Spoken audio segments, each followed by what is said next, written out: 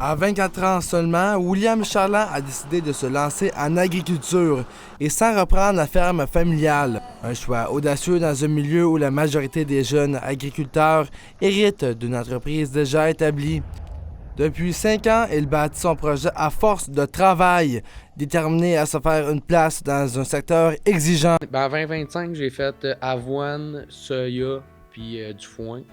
Là, l'année prochaine, je risque de faire seulement soya, foin.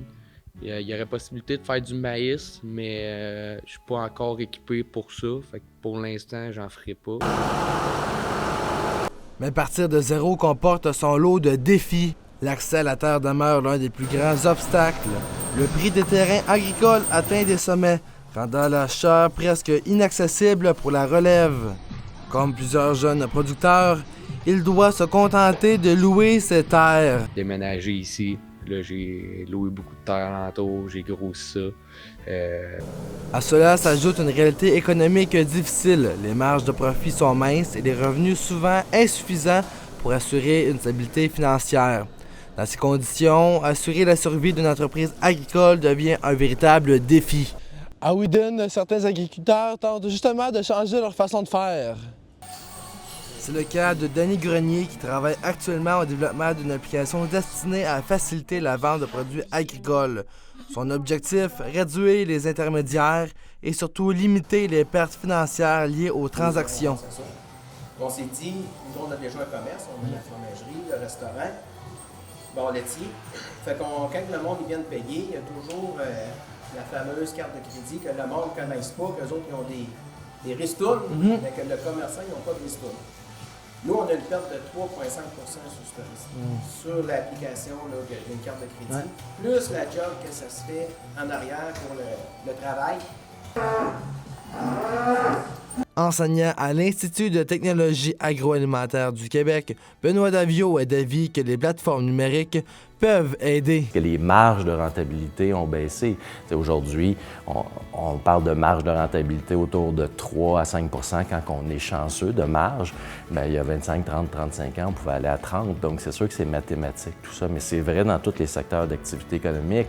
Avec la mondialisation, l'ouverture des marchés, la concurrence vient de partout. Ça fait une pression à la baisse aussi sur les marges là, des entreprises agricoles. Des initiatives comme celle-ci pourraient donc faire une réelle différence. Robots de traite, distribution automatisée des éléments, gestion optimisée des tâches. Ces outils permettent de réduire la charge de travail. Il faut qu'il y ait un retour sur l'investissement. Donc oui, ça peut en insister sur le côté que ça devient moins physique, peut-être moins astreignant, mais ça déplace la pression à être plus performant. Donc, ça déplace la pression des bras à la charge mentale. On est capable de gérer ça, mais oui, ça va en attirer puis c'est facilité. Sur le terrain, de plus en plus de fermes optent pour des technologies automatisées pour améliorer le rendement. Ils offrent aussi aux producteurs une meilleure qualité de vie, tout en augmentant la productivité. Pour William Charland, ces innovations représentent une voie à suivre, mais la réalité quotidienne reste exigeante. Malgré les défis financiers et les sacrifices, il continue de s'investir pleinement dans son projet. Car au-delà des chiffres, c'est avant tout la passion qui le motive à poursuivre. Ben ouais, je suis content parce que tu sais, j'ai un bon nom, le monde sont contents de faire affaire avec moi, ils me réfèrent à leurs amis, à leurs voisins, à leurs collègues. Fait que ça fait en sorte que justement j'ai pas de misère à vendre mon foin, que même que justement j'ai besoin d'en acheter pour le revendre. Puis tu sais, je suis content de savoir que ce que je fais, c'est bon, puis que le monde sont contents, puis ils me rappellent, puis ça me rend de bonne humeur. Puis... Dans un contexte où les défis s'accumulent, l'agriculture québécoise se transforme.